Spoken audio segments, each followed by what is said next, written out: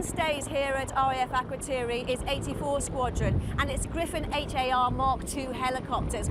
Next year, they celebrate 40 years at RAF Akrotiri. I spent some time with them to see how they operate today. 84 Squadron, on call 24/7, fighting fires, finding the missing and rescuing them. With the whole coast of Cyprus and the Eastern Mediterranean to cover, the next call could come from anywhere, from a cruise liner at night to a fire in Israel. Closer to home are the brush fires. Last week, just outside the base in Akrotiri, but perhaps the most disastrous were those back in 1998, which swept through the Bondu, leaving 14 service families homeless. Today's search and rescue team number 25 and have 3 Griffin HAR Mk helicopters ready for any eventuality. We only have experienced aircrew on 84 Squadron because we are not only a search and rescue squadron, we're also a support helicopter squadron. So each person who comes to the squadron brings one of those skill sets with them so they can concentrate on the other skill set. Is that quite unique, is it? It's unique in the Royal Air Force, yes. Tell me about the aircraft exactly. Okay, the aircraft itself, you've got the back of the aircraft here. You can see that it's the first standby aircraft. We've got the wet fit floor here to protect the aircraft. Obviously, we've got the winch above us as well. But interestingly, you've got the stretchers there, which kind of hint at the medical aspects of the aircraft. When this aircraft arrives on scene, it will be equipped with the same as an ambulance, not only for equipment, but also the training of the crews in the back as well.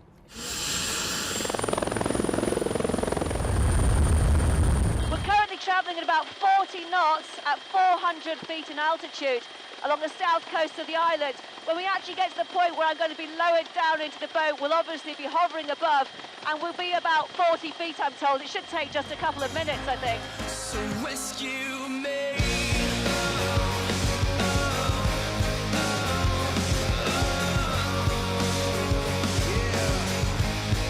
The exercise we're doing today is called deck winching. 84 Squadron are obliged to practice this for an hour and a half once a quarter. In reality, they do it every week. And the last time they did it for real was just a month ago. Guess who's the guinea pig today? JM is the pilot here. JM, just explain what happens with deck winching exactly. Well, what we're doing today, we're simulated that one of the military vessels that operate out of Akrotiri, they've had a casualty on board, so we've scrambled the aircraft.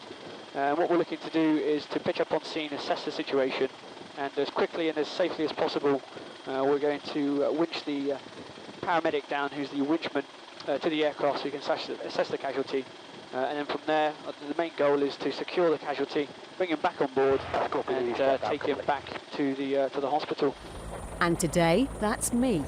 Each crew member has to do this regularly. It may seem strange actually being winched down from a helicopter because you think of people as being rescued, but it's very important because it has to work, obviously, very smoothly because every second and minute can count when you're saving lives.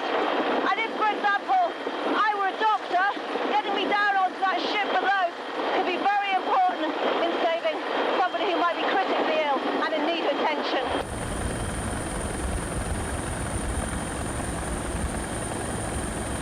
So a fine balancing act between risking the aircraft and the crew balanced against the injured casualty and the need to get medical attention to them as quickly as possible. Roger, your switch. My switch. Winch out. Out. Stop. Okay, Stop. so Stop. I went down, I suppose in the scenario of potentially being a doctor helping someone I came with as a patient. Very impressive. These guys have to really sort of prepare for every eventuality. That was as smooth as I could possibly imagine it. And as far as I'm concerned, I've been saved. I feel fine.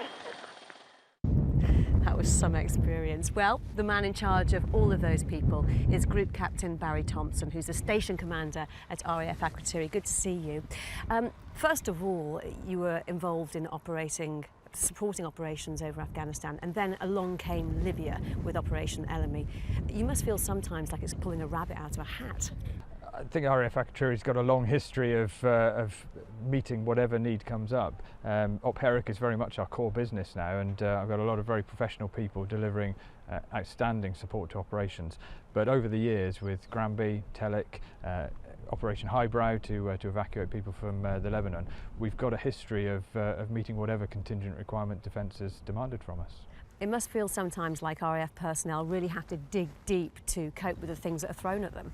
Across the board, I mean, there are people who are the airfield facing guys who are on shift patterns which are really challenging, and there are people who provide the enabling services across the base who have to respond to whatever demand that we put upon them. So it is a really challenging tour.